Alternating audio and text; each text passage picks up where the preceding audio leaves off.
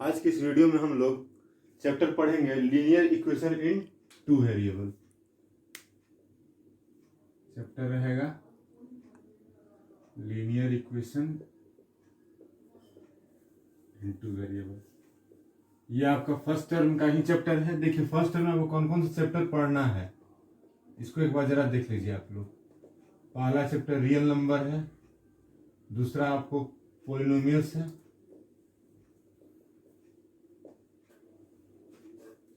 तीसरा आपका है लीनियर इक्वेशन, चौथा आपका है ट्रायंगल, पांचवा आपका है मीन मीडियन मोड और छठा आपका है ट्रिग्नोमेट्री।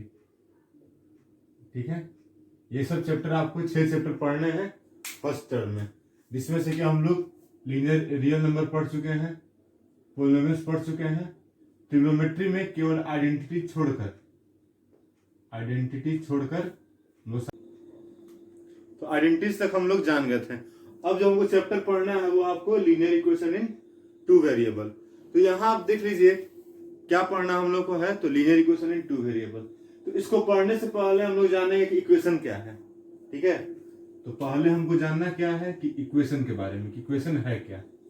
तो समझ लीजिए आप इक्वेशन से कि अगर हम किसी एक टर्म को दूसरे टर्म से इक्वेट कर देते हैं, ठीक है, अगर कि हम एक टर्म को उठाएं और दूसरे टर्म से इक्वेट कर दें, तब जो फॉर्म बनेगा वो क्या कहलाएगा, तो इक्वेशन कहलाएगा।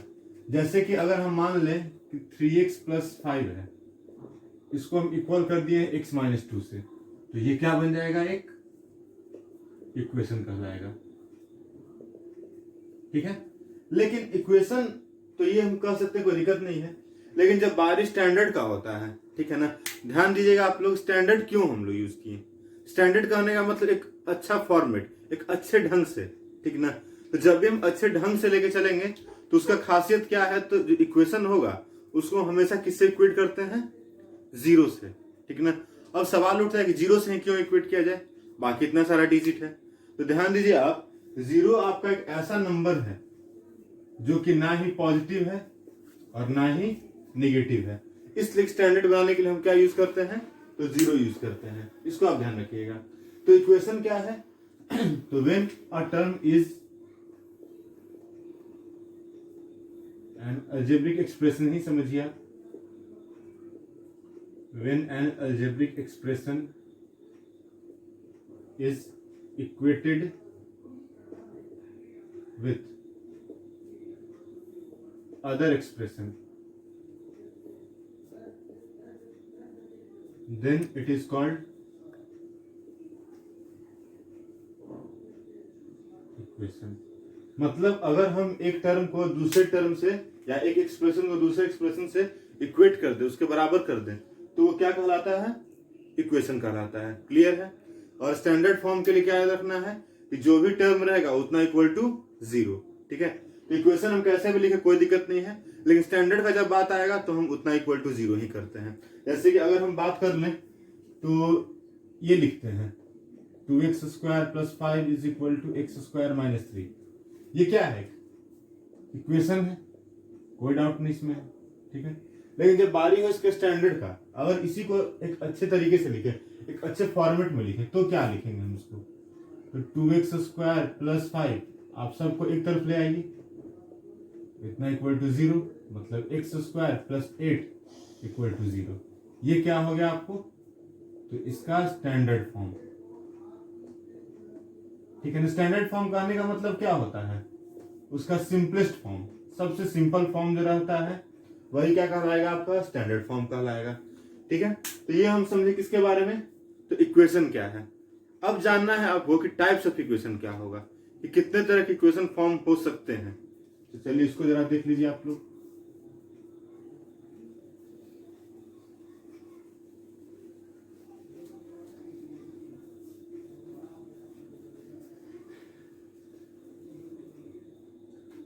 देखिए इसमें अभी जो हम पढ़ेंगे इक्वेशन के बारे में, वो आपको किसके बेसिस पे रहेगा, तो on the basis of degree.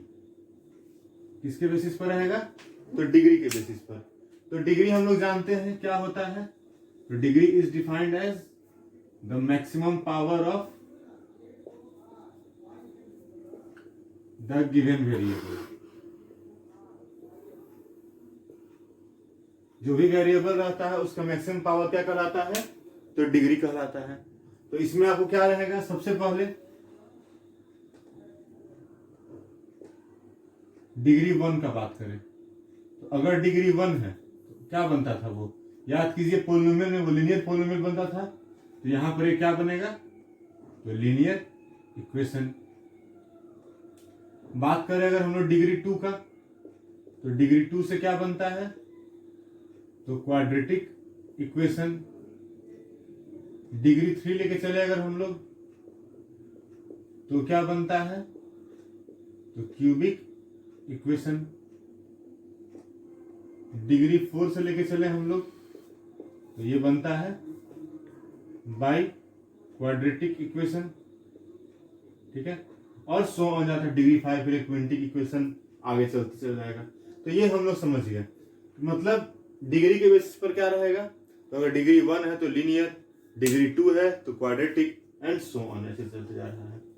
अब यहां पर सवाल उठता है कि हम इक्वेशन तो ले लिए, और वेरिएबल हम कितना ले सकते हैं, तो वेरिएबल आपका इच्छा, आप 1, 5, 10, 100 कितना भी लीजिए, आपका क्वेश्चन पर डिपेंड करता है। तो यहां पर हमको बात करना है 2 वेरिएबल का, ठीक है ना। वेरिएबल ध्यान दीजिएगा, वैसा नंबर, वैसा टर्म, नंबर नहीं, वैसा टर्म जिसका वैल्यू क्या हो, चेंज कर सके, वो वेरिएबल कहलाता है। तो अगर किसी भी लीनियर इक्वेशन में एक वेरिएबल हो तो उसे हम क्या कहेंगे, लीनियर इक्वेशन इन 1 वेरिएबल। समझिए इसको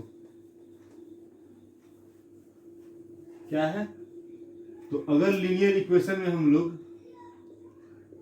लेके चल रहे हैं 1 वेरिएबल तो क्या कहेगा, तो क्या कहेगा, तो लीनियर इक्वेशन इन 1 वेरिएबल। जैसे एग्जांपल 2x + 5 = 3। देखिए इस वेरिएबल कौन है, केवल x है। अगर हम बात कर दे 2 वेरिएबल का, तो 2 वेरिएबल के लिए क्या होगा, तो 3x + 4y = 6। ये आपको क्या कहलाएगा, तो लीनियर इक्वेशन इन 2 वेरिएबल। अगर बात करें हम 3 वेरिएबल्स का, तो इसमें x + y + z = 2, ये कहलाएगा 3 वेरिएबल्स का। 4 वेरिएबल्स का बात करें अगर हम लोग, तो x + y + z + t = 5, ये आपका 4 वेरिएबल का है। तो कितना ही वेरिएबल का हम एक लीनियर इक्वेशन तैयार कर सकते हैं। वैसे ही बात करें अगर हम लोग क्वाड्रेटिक इक्वेशन का, तो quadratic equation in 1 variable, in 2 variable, 3 variable and so on. Cubic के लिए भी सेम, बाई क्वाड्रेटिक के लिए भी सेम। जिसके लिए बात करना रहेगा वो आसानी से हम लोग पता कर सकते हैं। तो यहां तक हम लोग बात जान गए। अब है तो 1 वेरिएबल को सॉल्व करने का तरीका हम लोग पहले पढ़ चुके हैं, 7, 8 में आप लोग पढ़े होंगे, 9 में थोड़ा सा जाने होंगे, 7, 8 में बहुत हम लोग प्रैक्टिस किए इसका। फिर आपको 2 वेरिएबल था, तो इसको आपको इस बार पढ़ना है, मतलब आपको 10th में पढ़ना है। एक बात और आप लोग समझ लीजिए कि जितना आपको वेरिएबल मिलता है उतना आपको इक्वेशन चाहिए। अगर बात करें हम लोग 1 वेरिएबल का, उसके लिए आपको कितना इक्वेशन चाहिए होगा, एक इक्वेशन।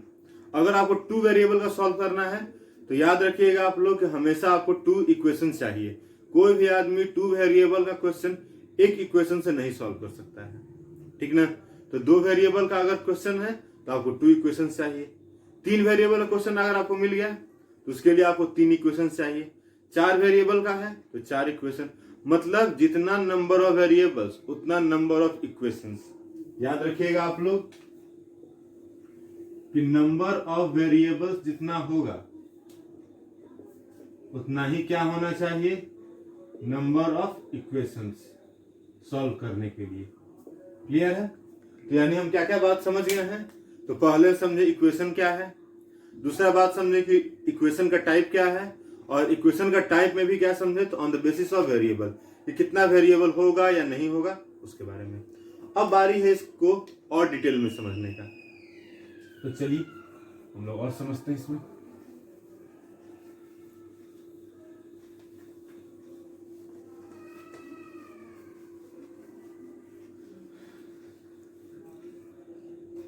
अब बारी है थोड़ा सा इसमें समझ ले हम लोग।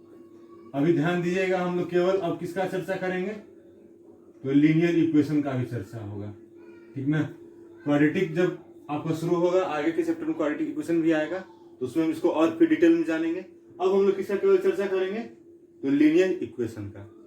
तो पहला जो होगा वो है आपका वन वेरिएबल में, जो कि आप लोग पहले पढ़ चुके हैं। इसका देखिए फॉर्मेट क्या कहलाता है,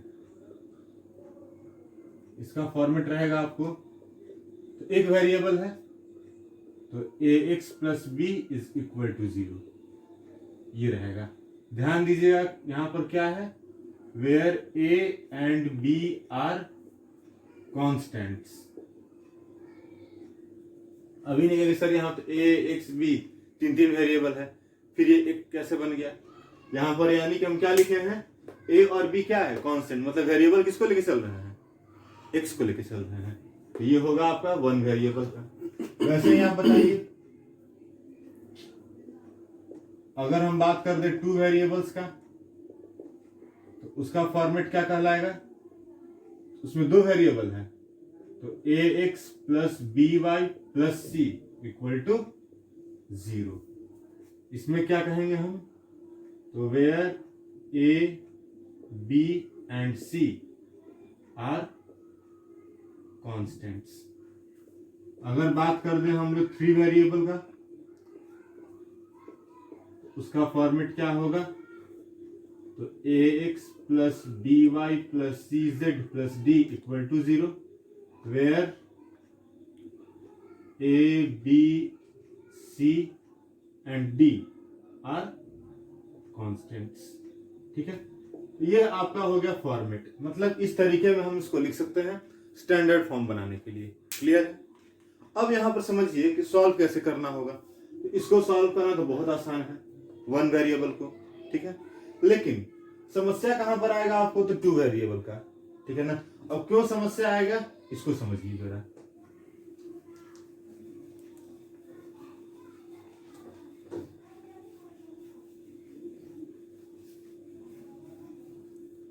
तो यहां पर हम लोग बात करेंगे वन वेरिएबल, तो बहुत आसान है सॉल्व करने का। देख लीजिए क्यों आसान है, इसको भी समझ लीजिए। ऐसे हम इक्वेशन लिख दिए हैं, ये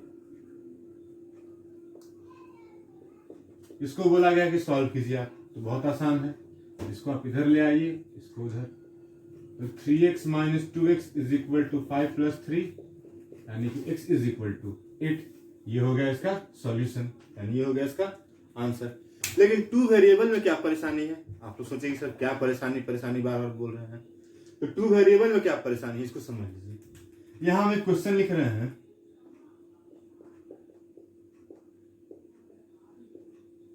ये ठीक है, और हम बोले कि आप लोग इसमें x और y को फाइंड कीजिए, ठीक ना। तो क्या होगा, तो मान के चलते हैं कि हम 4 बच्चे को उठाए हैं, 4 बच्चा लोग हैं, ठीक। तो ये बोला, ये पहला बच्चा बोला कि सर हम सॉल्व कर लिए हैं, x का वैल्यू 1 आ रहा है और y का वैल्यू आपको आ रहा है 5/3। चेक करके देखते हैं ये सही बोल रहा है या गलत। तो 2 into 1 या 3 into 5/3, तो 2 + 5 7, यानी LHS और RHS दोनों इक्वल है, यानी ये बच्चा सही बोल रहा होगा। ये बच्चा बोलता है कि नहीं सर हम बनाए हैं क्वेश्चन को, और इसमें बोला कि sir x is equal to 2 और y इज इक्वल टू 1, तो ये भी देखें हम लोग, तो 2 into 2 3 into 1, तो 2 × 4 + 3 7, ये भी सही हमको नजर आ रहा है। इसके लिए अगर बात करें तो ये बोला कि नहीं sir x is equal to 0 और y इज इक्वल टू 7/3, इसको रख के देखें हम लोग, ये भी 7 ला दे रहा है, यानी ये भी सही है। ये बोलता है कि नहीं सर सब लोग गलत हैं, हम सही हैं। ये बोलता है कि x इज इक्वल टू 7/2 और y इज इक्वल टू 0, ये सही होगा सर। रख के देखें हम लोग, तो 2 into 7/2 + 0, ये भी 7 है। अब बताइए, आपको बोला जाए कि इन 4 बच्चों में सही कौन है, ये सही है, ये सही है, ये सही है, ये सही है, तो चारों अपनी जगह पर सही है, ठीक है, या कोई सही नहीं है। क्यों नहीं सही है, क्योंकि यहां पर आपको वेरिएबल कितना है 2 और इक्वेशन कितना लिखा हुआ है 1, तो ऐसे कंडीशन में हम x और y का कोई फिक्स्ड वैल्यू नहीं फाइंड कर सकते हैं। तो अगर बोला जाए इसका आंसर क्या होगा, इट इज इनफाइनाइट आंसर, इसका बहुत सारा आंसर मिल सकता है, ठीक है ना। कोई -1 +1, अभी तो प्लस का ही यूज किए हैं और जीरो का, अगर -1 लेके चलेंगे तो और बहुत सारा मिलेगा आंसर। यानी कि हम क्या समझें, तो अगर आपको 2 वेरिएबल का क्वेश्चन दिया गया है और आपको इक्वेशन केवल एक लिख दिया गया है, तो वो कभी जिंदगी में सॉल्व नहीं कोई कर पाएगा, ठीक है। तो सॉल्व करने के लिए क्या चाहिए हमको, 2 इक्वेशन। लड़ाई हम खुद से थोड़ा कर पाएंगे, एक और आदमी चाहिए लड़ने वाला। तो वैसे यहाँ पर भी एक और इक्वेशन चाहिए सॉल्व करने के लिए, तब हम जाके उसको सॉल्व कर पाएंगे।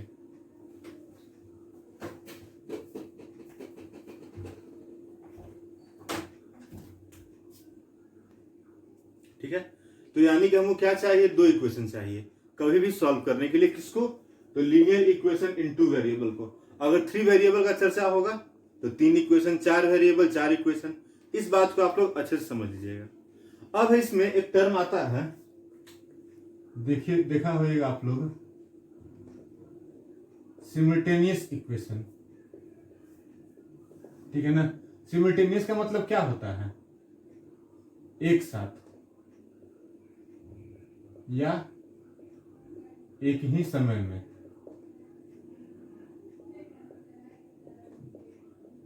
ठीक, तो सिमल्टेनियस इक्वेशन में हम क्या करते हैं, तो इसके लिए बोलता है आपको कि अगर 2 इक्वेशन आपको दिया गया है, ठीक है ना, 2 इक्वेशन है, मतलब हम x और y दोनों का वैल्यू फाइंड कर सकते हैं, ठीक है ना। तो उस कंडीशन को क्या बोला जाएगा, सिमल्टेनियस इक्वेशन। तो कैसे डिफाइन करेंगे हम लोग इसको, if 2 equations are such that they satisfy the value of variables is called simultaneous equation of 2 variable, ठीक है। मतलब कि अगर 2 इक्वेशन है और उसमें x और y दोनों सेटिस्फाई कर जा रहा है, तो वैसे इक्वेशन को हम क्या बोलेंगे, तो सिमल्टेनियस इक्वेशन। क्लियर है, यानी एक बार फिर से हम रिकॉल कर लें। तो क्या जाने हम लोग, तो इक्वेशन क्या है, ठीक है। इक्वेशन के बाद क्या जाने हम लोग, तो types of equation. Types of equation में क्या जाने, तो उसमें क्या होगा आपको, तो कितने क्या बोलते, कितने वेरिएबल्स का होगा। कितने वेरिएबल्स के लिए हम जाने कि उतना ही इक्वेशन ही चाहिए इसको सॉल्व करने के लिए। अब जो कल का वीडियो होगा, कल के वीडियो में हम लोग जानेंगे कि कैसे सॉल्व किया जाता है। तो एक बार थोड़ा हम लोग जान लें किस किस तरीके से सॉल्व करते हैं। तो 2 वेरिएबल वाले इक्वेशन को हम लोग कौन कौन से मेथड सॉल्व करते हैं, तो एक मेथड है आपका ग्राफिकल, दूसरा आपका है सब्स्टिट्यूशन, तीसरा आपका है क्रॉस मल्टीप्लीकेशन, ठीक है। चौथा आपका रहता है, इसमें है ग्राफिकल हो गया, सब्स्टिट्यूशन हो गया, क्रॉस मल्टीप्लीकेशन हो गया। चौथा आपका रहेगा इसमें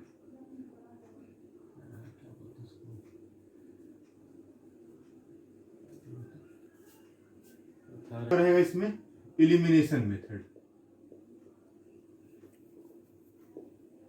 ठीक है। तो इस बार के सिलेबस में आपको क्रॉस मल्टीप्लिकेशन हटा दिया गया है, यानी कि इसको हमको नहीं पढ़ना है। ये 3 मेथड हम लोगों को पढ़ना है, जिसमें से कि हम लोग कल पढ़ेंगे सब्स्टिट्यूशन और एलिमिनेशन को। ग्राफिकल मेथड ध्यान रखिएगा आप लोग, सबसे लास्ट में पढ़ाएंगे उसको, ठीक है ना। उससे कोई प्रॉब्लम ऐसा नहीं आएगा, आप लोग ग्राफिकल को लास्ट में पढ़ लीजिएगा। पहले हम लोग जानेंगे सब्स्टिट्यूशन और एलिमिनेशन मेथड के बारे में, वो हम कल के वीडियो में चर्चा करेंगे। तो आज आप लोग इस चीज को अच्छे से समझ लीजिएगा, और जहां कहीं आपको डाउट नजर आए उससे आप पूछ लीजिएगा।